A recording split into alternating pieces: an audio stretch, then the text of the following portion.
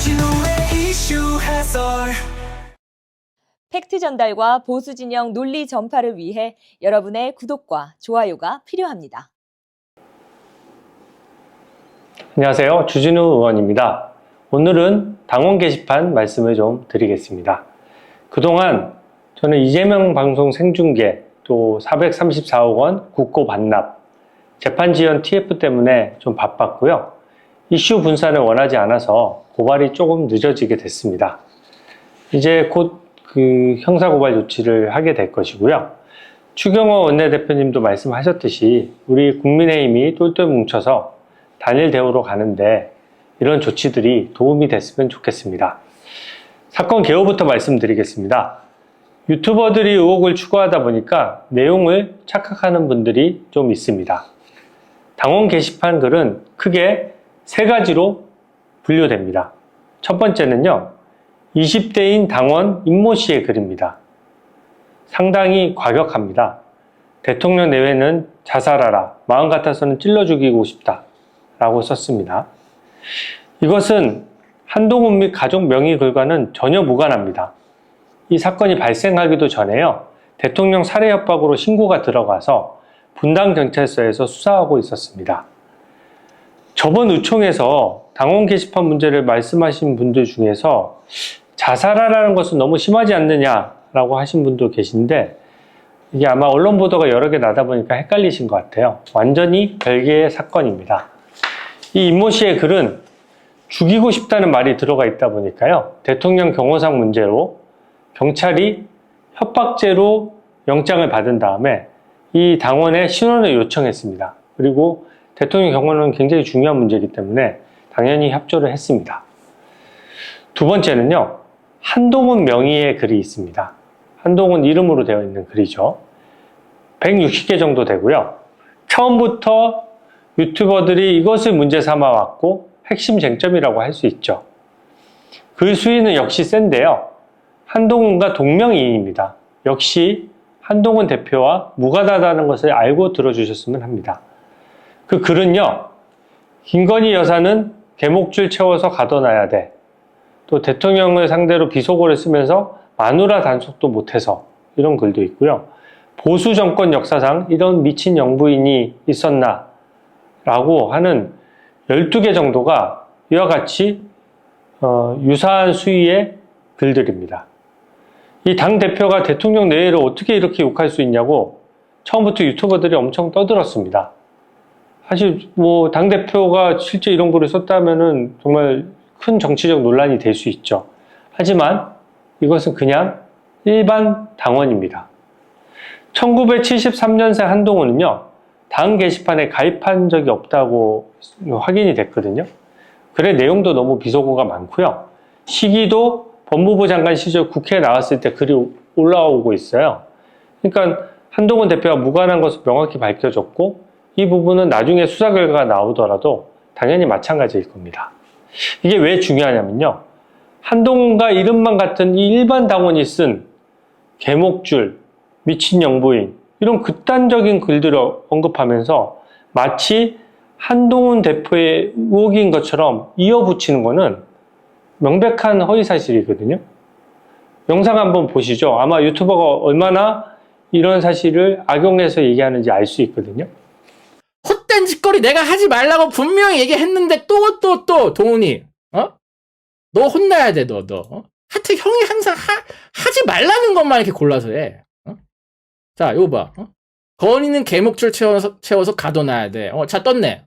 아, 내가 한 소리 하니까 또 다시 되는 거야?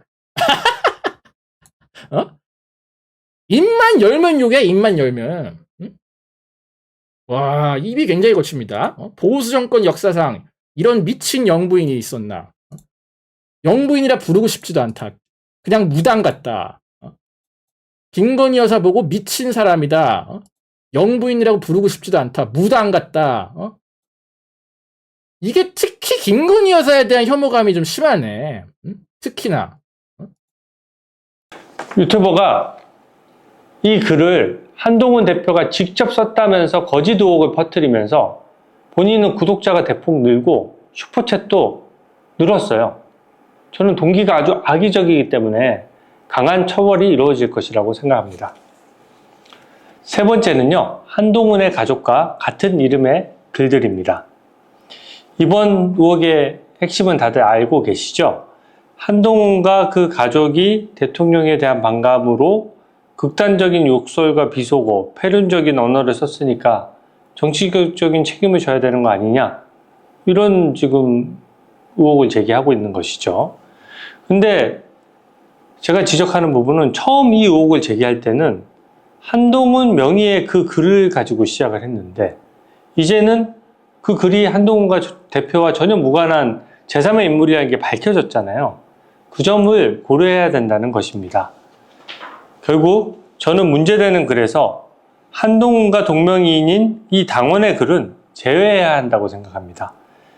지금 문제 제기를 하는 쪽은 1060개라고 하면서 한동훈 이름까지 계속 묶어서 얘기를 하거든요.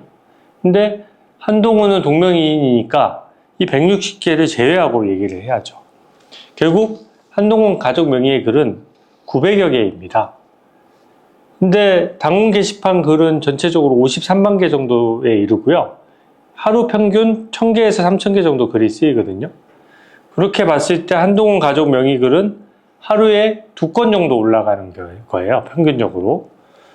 근데 지금 비교적 활성화가 덜 된 당원 게시판에 1000개에서 3000개 정도 글 중에서 하루에 한 2개 정도 글을 올렸다라고 해서 여론을 조작했다 이런 주장은 좀 무리라는 생각이 듭니다. 지금 말씀하시는 분들이 너무 쉽게 여론을 조작했다 혹은 패륜적인 발언을 했다 이런 말씀을 하시는데 이게 팩트 체크가 정확히 필요한 부분이거든요. 이 900건의 글 중에서 제가 쭉 다 봤더니 사설과 신문기사 링크를 그대로 올린 것이 250개고요. 단순 칭찬과 격려가 200여 건입니다. 나머지 절반가량인 471건이 정치적 견해를 밝힌 것이거든요. 욕설은 없고요. 패륜적 언어로 볼만한 글도 제가 봤을 때는 없습니다. 이 글들은 커뮤니티 게시판에 다 공개되어 있어요. 그래서 대표적으로 언론에 보도된 내용인데 아마 어떤 의원님이 이제 한동훈 가족 명의 글에서도 좀 문제 글이 있다고 지적을 하신 것 같아요. 근데 그 글을 보면은 당대표 취임 후에 정책위 의장이 이제 사표를 내지 않는 상태 내에서 뭐라고 했냐면 구태, 웰빙, 알박기는 추잡스럽다 이렇게 썼거든요. 근데 이게 물론 불편하신 글일 수가 있는데 국민의힘은 웰빙 정당이냐, 구태 정치하지 마라, 추잡스럽다 이런 것들은 다 언론 기사나 칼럼에도 언급되는 수준이거든요. 그러니까 당이 당원 게시판을 익명으로 운영했을 때 당원에게 이 정도 글을 못 올리게 하기는 좀 쉽지 않을 것 같습니다. 그래서 이런 정도의 구태 웰빙 알박기 추잡스럽다는 표현 정도의 글이 비교적 센 수위의 글이라면은 저는 이게 객관적으로 뭐가 문제인지 정확히 잘 모르겠고요. 이 중요한 시기에 다른 일 제쳐두고 이 문제를 파고들어야 하는지는 더더욱 모르겠습니다. 그러니까 결국에는 현재 의혹이 제기된 글 중에서 널리 알려진 개목줄 자살해라 이런 것들은 한동훈과 무관한 것이 이미 밝혀졌는데 그 글을 빼고 나면 객관적으로 문제되는 글이 무엇이냐는 것이죠. 당무감사에서 당원 신원을 밝히라고 하는 부분에 대해서도 제가 조금 설명드릴게요. 저는 두 가지 생각이 듭니다. 이게 자꾸 입에 올릴 수 없는 글, 패륜적인 글이라는 표현을 하면서 해명하고 감사가 필요하다는 주장을 하시는 분들이 있습니다.